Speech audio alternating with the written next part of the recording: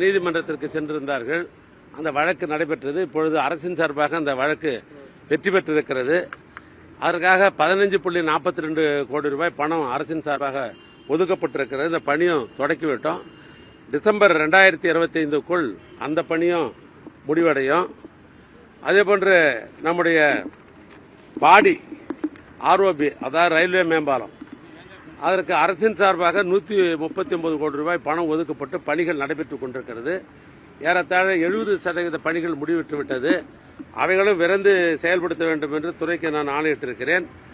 அதில் 10 வழித்தடம், பாதசாரிகள் நடைபாதை, தடுப்பு சுவர் மற்றும் வடிகால் வசதி போன்ற பணிகள் அங்கே மேற்கொண்டிருக்கிறோம். 70% பணி முடிவிட்டிருக்கிறது. இன்னும் 30% பணிகள் முடிந்தவுடனே முதலமைச்சருடைய திருக்கரத்தால் மக்களுடைய பயன்பாட்டிற்கு அந்த ரயில்வே பாலமும் கொண்டு வரப்படும். இங்கே பார்க்க வந்த நேரத்தில் நம்முடைய சென்னை எம்எம்டி அவர்கள் மூலமாக இந்த ரெட்டேரி கரைக்கும் பக்கத்தில், ஏன்னா ரெட்டேரி கரை என்பது இது WRD சம்பந்தப்பட்ட ஒரு ஏரி, இது அதாவது நீர் மேலாண்மை துறையை சார்ந்தது. இந்த ஏரியை ஒட்டி ஒரு நடைபாதை இருந்தது. இந்த நடைபாதையை கூட கண்டறிந்து நம்முடைய செயலாளர் அவர்களும் நம்முடைய அமைச்சர் அவர்களும் இதுக்கு தனி கவனம் செலுத்தி இந்த பகுதியில் இருக்கிற மக்கள் அங்கே இருக்கிற நம்முடைய இந்த பகுதியை சேர்ந்த குழந்தைகள் விளையாடுவதற்கு விளையாட்டு உபகரணங்களோடு கூடிய, அதே நேரத்தில் கால நேரத்தில் யோகா போன்ற செய்வதற்கு, நடைபாதை போன்ற செய்வதற்கு இங்கே அழகுற அந்த பணிகளும் நடைபெற்றுக் கொண்டிருக்கிறது. வந்த இடத்துல அதையும் நான் பார்த்தேன்.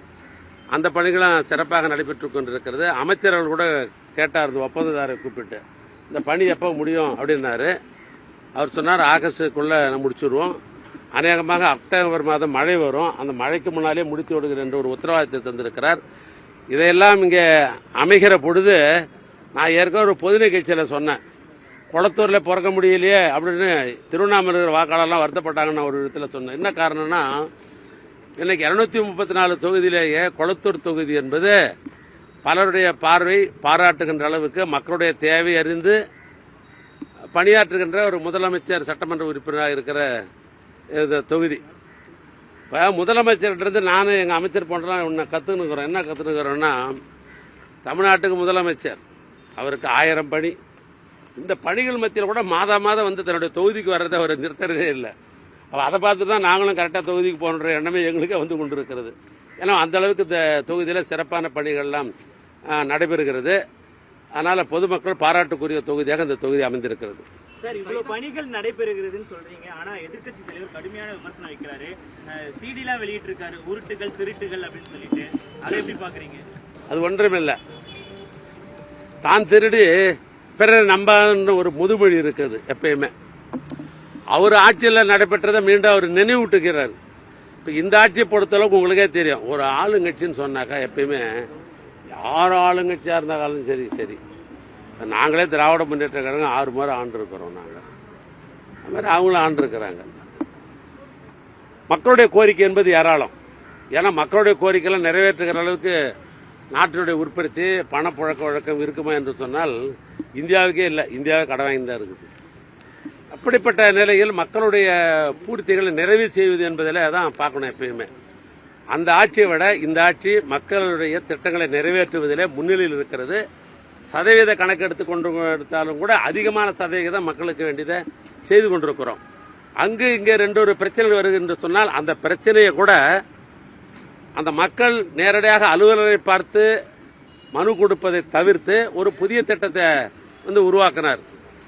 உங்களுடன் ஸ்டாலின் என்கிற ஒரு அற்புதமான திட்டம் தமிழ்நாடே வரவேற்கிறது. மக்கள் கொண்டு மனு கொடுக்குறாங்க, பட்டா மாற்றம் ஏற்படுகிறது, ஜாதி சான்றிதழ் பெறப்படுகிறது, இபியில் இருக்கிற பெயர் மாற்றம் செய்யப்படுகிறது. மக்கள்லாம் பாராட்டி தான் வராங்க. ஏன்னா அதை பிடிக்காததால தன்னுடைய அடையாளத்தை காட்டிக் கொள்வதற்காக மக்கள் மறந்துவிட போகிறார்கள். ஏன்னா ரொம்ப நாளாச்சு அவர் வெளியில் மக்கள் மறந்துவிட போகிறார் என்கிறதுக்காக ஒரு சுற்றுப்பயணத்தை அமைச்சிருக்கிறாரு. அந்த சுற்றுப்பயணத்தை அவருடைய சுற்றுப்பயணம் வெற்றி பெறுகிறதா, மக்களுடைய இந்த கோரிக்கைகளை இந்த திராவிட மாடல் ஆட்சியில் தமிழ்நாட்டு முதலமைச்சர் அத்தனையும் செய்து கொண்டிருக்கிறார்கள். இதை மக்கள் எப்போ எடை போட்டு பார்ப்பாங்க? தேர்தல் நேரத்தில் தான் எடை போட்டு பார்ப்பாங்க. அதனால தான் எங்கள் முதலமைச்சர் செய்திருக்கிற இந்த திட்டங்களுடைய நம்பிக்கையின் அடிப்படையில் தான் இந்த முறை எங்களுடைய அணி 200க்கு 200 வெற்றி பெறும் என்ற இந்த தாரக மந்திரத்தோடு பணிகள் நடைபெற்றுக் கொண்டிருக்கிறது. எனவே எதிர்க்கட்சி தலைவர் நாங்கள் அவரை மதிக்கிறோம். ஆனால் தன்னுடைய அடையாளத்தை காட்டிக் கொள்வதற்காக அங்கு இங்கு ஒன்று தனக்கு வந்ததெல்லாம் பேசிக் கொண்டிருக்கிறார் ஒழிய அவர் பேசுவதிலே உண்மை இல்லை. பிரதமர் மோடி தேர்தல் நேரத்தில் மட்டும்தான் தமிழகத்திற்கு வருவார் அப்படின்னு நம்ம ஏற்கனவே குறை சொல்லிட்டு இருக்கோம். இன்றைக்கு வராரு, தூத்துக்குடியில பல்வேறு திட்டங்களை தொடங்கி வைக்க பாக்குறாரு. இதுக்கு என்ன சொல்றீங்க? இப்ப நீங்களே அதுக்கு விடையும் சொல்லிட்டீங்க, நீங்களே கேள்வியும் கேட்டுட்டீங்க. நாடாளுமன்ற தேர்தலுக்கு முன்னால் பார்த்தீங்கன்னா அடிக்கடி நம்முடைய இந்தியாவுடைய பிரதமர் மாண்புமிகு அவர்கள் வந்து கொண்டு போய் கொண்டுதான் இருந்தார், அடிக்கடி வந்து போய் கொண்டிருந்தார். இப்போ என்ன 9 மாதத்தில் சட்டமன்ற தேர்தல் வரப்போகிறது. அதனால் இனிமேல் வரதான் செய்வார். ஒன்றை மட்டும் நான் சொல்கிறேன், இது திராவிட மண். தந்தை பெரியார், பேஞ்சர் அண்ணா, என் தலைவர் கலைஞர், இந்த மும்மூர்த்திகளால் பண்பட்டு இருக்கிற இந்த மண். இந்த மண்ணில் எந்த காலத்திலும் சரி, பிரதமர் அவர்கள் வந்தாலும் சரி, அவருடைய சகாக்கள் வந்தாலும் சரி, இந்த மண்ணிலே காவி எந்த காலத்திலும் முளையாது. அதிசயங்களின் ஆரம்பம். அதிசயம் நடக்கும் நிச்சயமா.